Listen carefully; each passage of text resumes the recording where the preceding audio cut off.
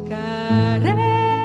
Queridas familias, queridos amigos, Jesús, durante la última cena, cuando les hablaba a sus discípulos, despidiéndose de ellos, pero al mismo tiempo anunciándoles que permanecería con ellos, en ese testamento espiritual tan rico que nos dejó, en esas palabras que dirigió a los suyos, a sus amigos, como los llama, puso un ejemplo, una alegoría para indicarnos cómo debemos permanecer en Él.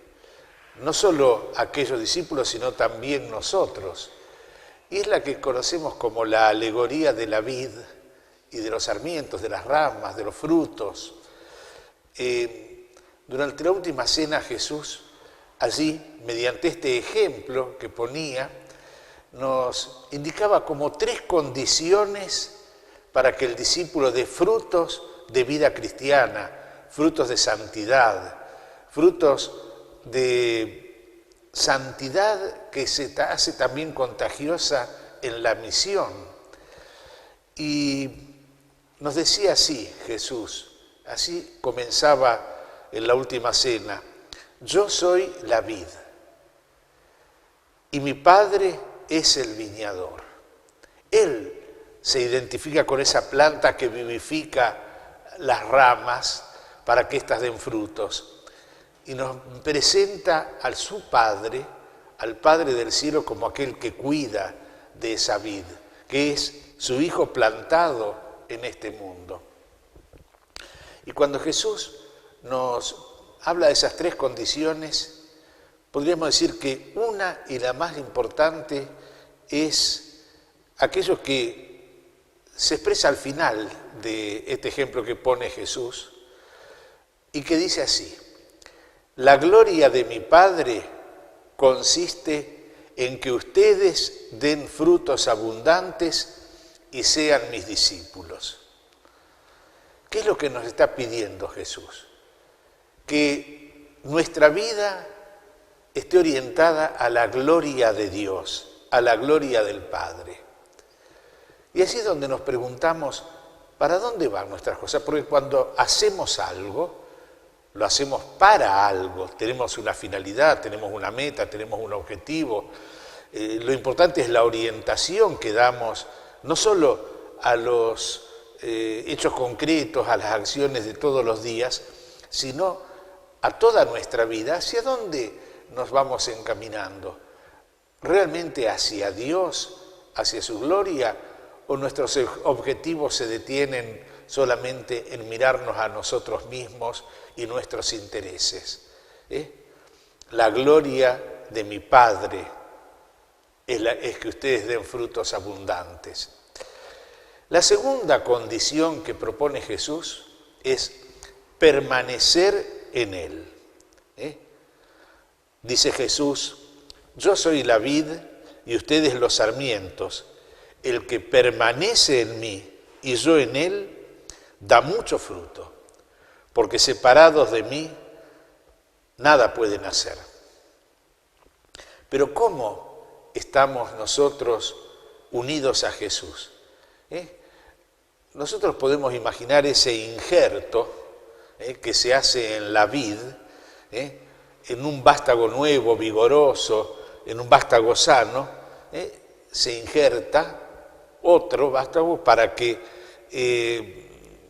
tomando la vitalidad de aquel primero, pueda crecer y dar muchos frutos. Ese injerto es fundamental, se hace también en otras plantas, ¿no? ¿Por qué? Porque entonces la rama toma la vitalidad de la savia que viene de la raíz y del tronco. Nosotros hemos sido injertados en Jesús por nuestro bautismo. Y nuestro bautismo, la gracia del Espíritu Santo se ha derramado y nos ha hecho uno en Cristo. Somos uno en Cristo, permanecemos en Él, tenemos esa vitalidad. Qué importante. Ahora fijémonos que nos dice Jesús que debemos permanecer en Él. El injerto se hace para que quede ahí, no para arrancarlo y tirarlo. Nosotros a veces podemos estar con Jesús. Y cosas importantes, tenemos un momento de oración, participamos en una celebración de la comunidad, hacemos una obra de apostolado, una obra de caridad junto con nosotros y estamos con Jesús. Qué importante que es esto, pero no basta. No basta estar un momento con Él, hay que estar siempre unido, firme y sólidamente a Jesús. Esta es la fecundidad, la clave de la fecundidad. Y para eso entonces el Señor nos ha dejado también todo aquello que alimenta la gracia, fundamentalmente los sacramentos, la reconciliación, la comunión frecuente y santa, son fundamentales para alimentar esta vida. Pero Jesús también nos habla de la poda.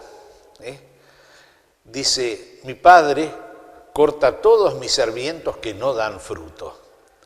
Al que da fruto, lo poda para que dé más todavía. Y aquí está hablando Jesús de esa limpieza que necesita la vid para ser fecundas. Les decía a los apóstoles, ustedes ya están limpios por la palabra que yo les anuncié, permanezcan en mí. ¿Qué es esto de la poda? Me cuentan aquellos que trabajan en la viticultura, que hay como una primera poda que es la de la formación de la planta. Cuando la vid es chiquita, el trabajador, el viñador, va como podándola para que vaya tomando forma y vaya adquiriendo aquello que le dé una estructura estable y sólida para que cuando la planta crezca esté en la forma correcta para poder dar muchos frutos. Así, también en nosotros hay una primera poda que es esta de la formación.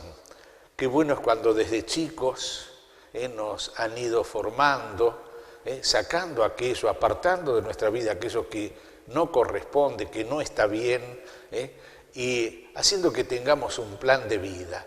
La poda de formación debe continuar siempre para que tengamos nosotros un plan de vida, una estructura, una forma de ser y de actuar que nos lleve a obrar el bien. Pero después está la poda tradicional que hace todos los años. Esto sí lo recuerdo porque en nuestra casa paterna también estaban los nonos, la nona y el nono que vivían con nuestra familia, éramos unos cuantos hermanos, papá y mamá. En la casa tenía una galería larga y una parra que cubría una buena parte del patio, que en su tiempo había sido injertada también para que dé fruto. Había dos frutos, estaba la uva moscatel, esa dulce, blanca, como alargadita, y otra rosada, redonda. Y todos los años recuerdo que el nono hacía como una poda, un trabajo delicado, un trabajo para el cual había que saber qué hacer, porque todos los años en la planta hay brotes nuevos y hay que sacar aquellos brotes que son un poco inútiles, las ramas secas o los brotes enfermos también, pero para que, decía el nono cuando subía a la escalera a hacer esa poda, para que no se vaya en vicio la planta. Y una poda de fructificación. Y esto también debemos realizarlo en nosotros, que nuestra vida no se vaya en vicios. Es decir, en todo aquello, el pecado en primer lugar hay que arrancarlo, pero todo aquello que ha quedado en nosotros como un hábito desordenado, como una inclinación que no corresponde, hay que podarlo. Y eso se hacía en el invierno, pero yo recuerdo que después cuando ya la planta estaba en su verdor, ya los frutos estaban comenzando a crecer, le hacía como una segunda poda, no sé cómo llamarla, una poda verde, de sacar un poco de hojas para que los racimos tuviesen la suficiente luz y el aire correspondiente para poder madurar mejor. Y esto también debemos hacerlo en nuestra vida. ¿Cuántas cosas hay? Distracciones, apegos desordenados, que no son cosas malas, que son cosas buenas como las hojas en la planta, pero que nos impiden dar toda esa vitalidad de frutos que podemos dar. Ahí está. Podar, como hace el Padre, para, acá dice, para que demos más fruto todavía. Y hay algo que no está en la parábola, pero que también nosotros lo podríamos añadir, y que es la desinfección. Yo recuerdo que cuando llegaba la primavera y las yemas empezaban a brotar, el nono con un aparato pulverizador decía hay que sulfatar la parra. ¿Para qué? Para evitar las pestes que podían venir. Y así entonces creciese el fruto sano.